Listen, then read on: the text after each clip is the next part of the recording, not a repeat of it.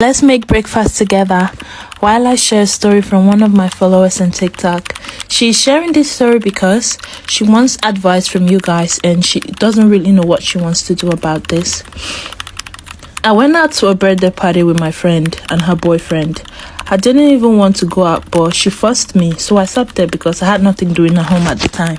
When we got there, my friend's boyfriend came with his male friend and he tried to talk to me.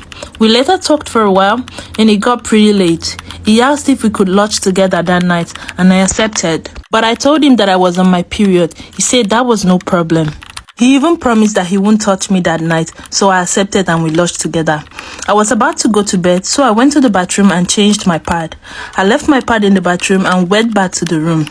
He then went into the bathroom and spent a lot of time in there. He was there for hours and I was very worried. I was worried because my already used pad was just there in the open. When he came out, I asked him what he was doing in there and he did not answer me, so I felt something was wrong. When I went in the bathroom to check, I realized he had cut my pad in half and I could not find the rest of it. I asked him about it and he had no response, he was like he doesn't know. And the next morning, I left the hotel angrily. I told him I don't want anything to ever do with him again. But till right now, he keeps calling me every day and I've refused to pick the call. Guys, I just need your advice because I'm so scared. I don't know what to do. So guys, kindly drop your advice in the comment section. She will be reading them. Now, can we go back to this food, guys? Trust me, you need to save this video.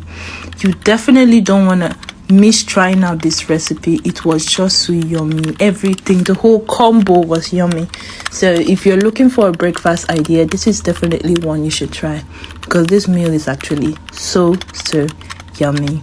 So thank you for watching this video. Like and follow for more content. Bye.